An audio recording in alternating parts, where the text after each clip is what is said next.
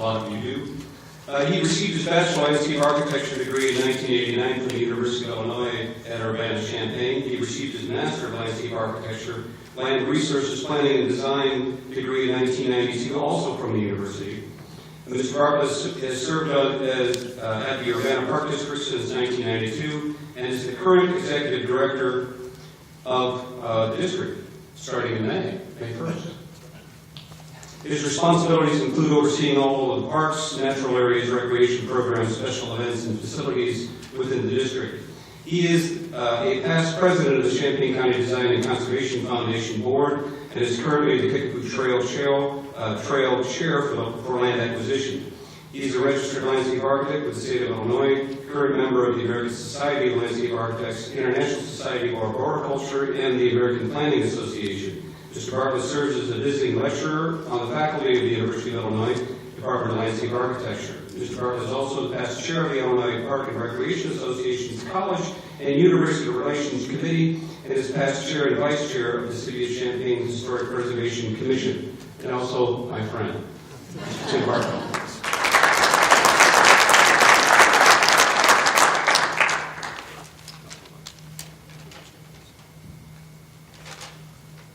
I don't know what my IT guy.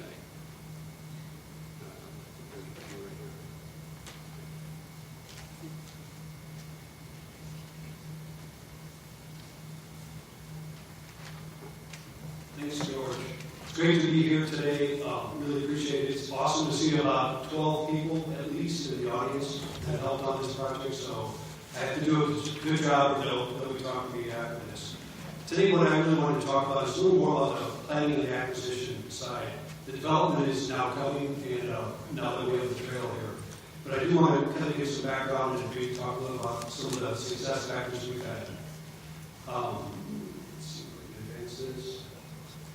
As you can see on the screen, this is our trail layout. If you look toward the east or on the right side of the screen, that is the Danville area with Kickapoo State Park there as an east terminus. You go clear to the far side on the west and the left side, you'll see the city of Urbana, which is the west terminus, and then all the various communities along the trail. Easy to characterize this as basically kind of a rural trail system. It's 24.5 miles, but it's the first and only regional trail system we have in our area.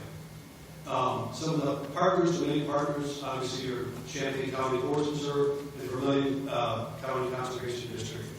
I also represent the Champaign County Design and Conservation Foundation. We were the group that kind of spearheaded this about 20 years ago. And I know Steve Buckle, my friend to the right where I'm sitting, always remind us that it's way too long for trails like this to develop. But this one had some interesting ups and downs with it, and we eventually got the job done. Just a couple of shots of what it looks like currently on the trail. Yeah, it's very rural, overgrown, but there are some really interesting remnant prairies, woodlands, and wetlands along this 25-mile corridor. We need those to be highlights and draws to get people out actually to use the trails. Some of the other features, again, some of the rural communities along the way, they for nice stopping off points. They're very excited. This is their first opportunity to really bring a trail right up to their front door. Some of the architectural elements, we'll look at maybe grade elevators and things like that as they're fairly common. They can be repurposed and actually can be site markers and landmarks along any corridor. The other large major feature that we're really excited about is what we call the Big Bridge. That's on the Vermilion County side.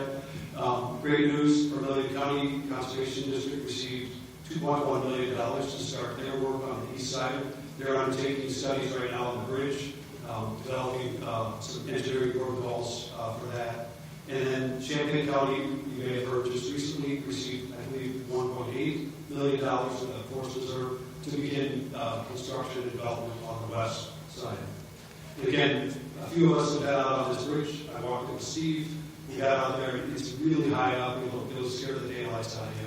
Obviously, if you fix the rails in a safe enclosure, will really be worth the ride, at least from Urbana over to the east side. Again, looking down to the floodplain there, the Vermilion River, very beautiful, very naturalistic. So again, it'll be a big draw. Just again, some of the vision ideas that we shared as we went along. What could it be? What are all the possibilities? I think if you're just starting a trail project, I think you want to try to widen the possibilities. Things like snowmobiles, equestrian, we didn't say no to right off. They bring a lot of opportunity, grants, a lot of volunteer workers, fundraising. So again, don't not leave off those groups.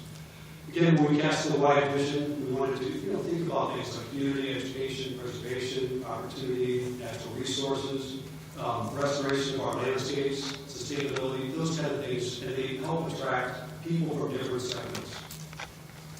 We also worked with the University of Illinois Department of Landscape Architecture. In 2010, working with Diane Banta and a few of us on campus, developed some early plans, and these were used to these great vision pieces, things that small communities could really get their heads around. So again, student work, just initial ideas, they had about 9 weeks, pulled the whole plan together. These are some of the things that came up with.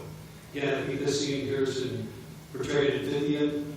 They've got a small little gazebo, and you can picture the trail going by, having a wayside shelter nearby. And again, looking at some of the other more interpretive aspects, we're able to break down maybe some different types of zones that include, prairie, wetland, woodland, some of the rural aspects that each town could have a part, maybe tell their story, their history. And then lastly, we looked at inspirational pieces. How could you add interpretive elements, art, special events, those kind of things that could actually bring excitement and attention to any sort of trail. Lastly, these are kind of our resources, but I did want to leave you with some of our success factors we found in the acquisition. Obviously, leadership. Champaign County Design and Conservation Foundation took that lead. We were able to be the 501 group that could take money and help raise money. I think we raised about $90,000 very early on, and that helped us fund some of the smaller efforts that we did. Partnerships, you'll hear about that over and over today, but you never have too many partners. One of our biggest successes, I think, was getting the Farm Bureau. Getting Champaign County Farm Bureau on board with our foundation. They finally eventually saw the trail as an amenity. We started talking about common concerns like grading, drainage, at-road crossings, safety, farm-to-market issues. Creative efforts, as I pointed out, working with the university and a lot of other interesting people in the community that came up with great ideas for us to implement. Legislative, obviously connecting with your legislators. As soon as you have a good idea and it's pretty solid, you really should get part of your group going down that road. Our biggest turning point was getting Senator Dick Urbana on board. He'd been connecting with our foundation for many years, and when we really approached him with a big ask, he was able to help us come up with some money that actually started the planning portion very solid. Legal, obviously, you want to get good legal standing. There's a lot of twists and turns, so our foundation was fortunate. We had several attorneys on board that we used their expertise. Communication, it's just a critical, awesome tool. We had a quiet phase for about 20 years, and then with help with the Forest Reserve in Champaign County and Vermilion, we were able to launch a larger public fundraising and awareness campaign. See the booth in the back with information about Cape Movement in the back, check it out. Lastly, fundraising. We've got to raise money. So we're underway right now. We've got a couple of federal grants. Our goal is to get matching dollars to help get that development started. Really appreciate the opportunity. I was threatened with being brief, so I do want to wrap it up. But please talk to me if you see me at the conference. Happy to talk to you. Thank you.